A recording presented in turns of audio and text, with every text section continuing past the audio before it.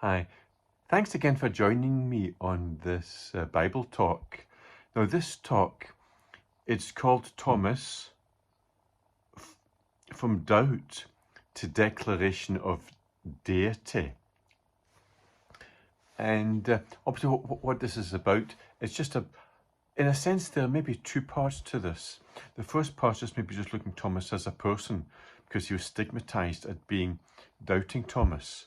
But in spite of that, we'll just see how God blessed him and used him. And then, of course, I think probably Thomas, was he the first disciple to call Jesus God? Because not only did Thomas sort of like find his faith, but he declared, "My Lord and my God," declaring the deity of Christ, that actually Jesus, he is God the Son. So the first part is just looking at Thomas, and then the second part of this, it's just looking at, and I know there are more, but maybe looking at a couple more, well, maybe three more Bible verses that prove that Jesus is, he's not just the Son of God, but actually God the Son. So there are some other verses that prove that as well, that I would just like to look at all in all. So just like to read first of all John chapter 20 verses 24 to 29. So it says, so this is obviously when Jesus was with, after he'd risen from the dead, and he was with the disciples. So presumably, so quite possibly Thomas, presumably there were only 10 of them then, because obviously there was no Judas and Thomas wasn't with them. But anyway, it says, but Thomas, one of the 12, called Didymus, and I think Didymus means like sort of twin, I think it was one of twins, was not with them when Jesus came. The other disciples therefore said unto him, We have seen the Lord.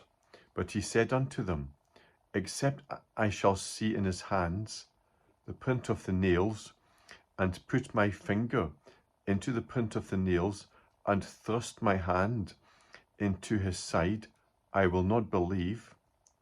And after 8 days again, his disciples were within, and Thomas with them. Then came Jesus, the doors being shut, and stood in the midst, and said, Peace be unto you. Then saith he to Thomas, Reach hither thy finger, and behold my hands, and reach hither thy hand, and thrust it into my side, and be not faithless, but believing. And Thomas answered and said unto him, My Lord and my God. Jesus saith unto him, Thomas, because thou hast seen me, thou hast believed. Blessed are they that have not seen, and yet have believed. So obviously Jesus, he met Thomas, because Thomas, he didn't just seem to be kind of doubting, he seemed to be very kind of calculated in what his demands were, in his unbelief. Unless I put my hand into his side. So he seemed to be very specific about the kind of proofs that he wanted. And of course, Jesus just met him where he was at. And then Thomas said, My Lord and my God. So Thomas called Jesus God. And Jesus saith unto him, Thomas, because thou hast seen me, thou hast believed. So he didn't correct Thomas. He didn't say, no, it's not right calling me God. No, Jesus accepted that title, that he was God. And then in Matthew 28, verse 9, it talks about after Jesus rose from the dead and the disciples. And it says, And as they went to tell his disciples, behold, Jesus met them, saying, All hail. And they came and held him by the feet and worshipped him. Then Jesus said unto them, Be not afraid, go tell my brethren that they go into Galilee, and there shall they see me.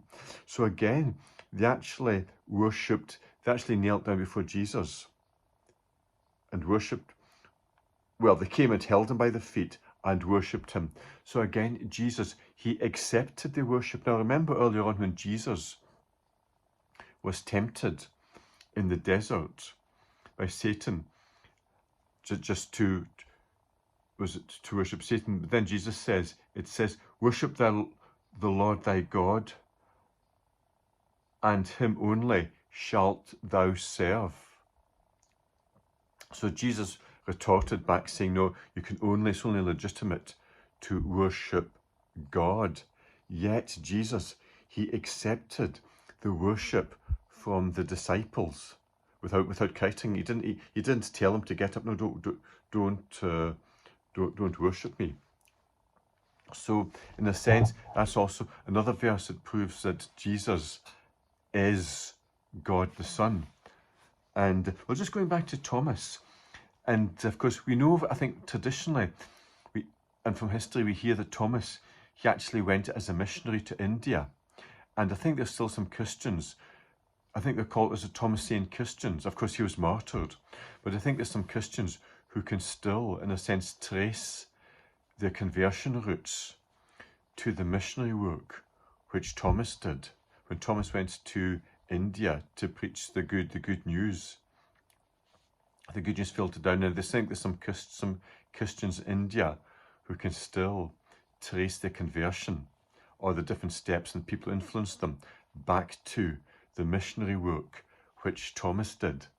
So despite the stigma and maybe being a doubter, Jesus just blessed him, and because Jesus could see the future. So just let's look at maybe a couple more verses, and there are more than these. This isn't an exhaustive list, but just if you find yourself maybe having discussions with the cults, because a lot of these cults, they maybe call themselves Christians and they'll say, yes, Jesus is Saviour. They'll say he's the Son of God.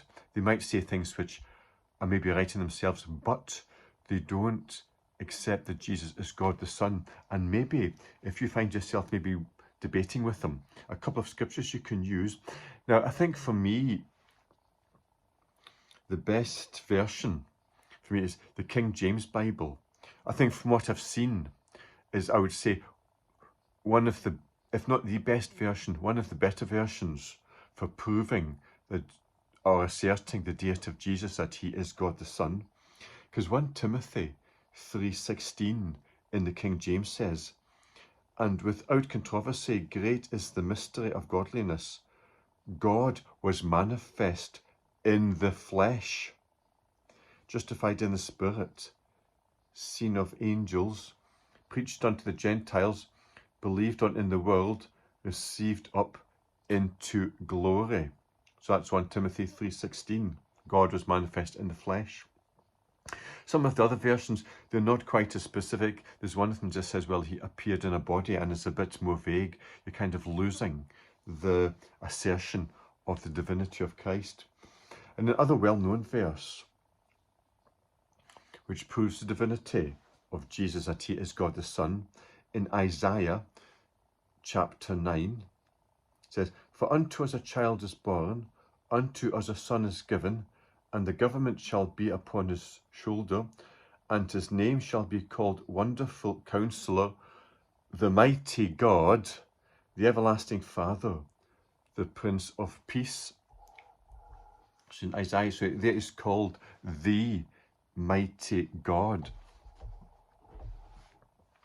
So these are just some verses that will just help you just to assert that Jesus is God the Son. It's important to believe that, because a lot of these cults, they can say Jesus is Saviour. Oh yeah, we believe Jesus is the Son of God. And it can sound very good, but the danger is you could then have the wrong Jesus. We need to have the Jesus as our own Saviour, who is God the Son. You know, God was manifest in the flesh. Okay, so yeah, so thanks for following me in this talk, and I just trust it's been a blessing to you, and God bless you.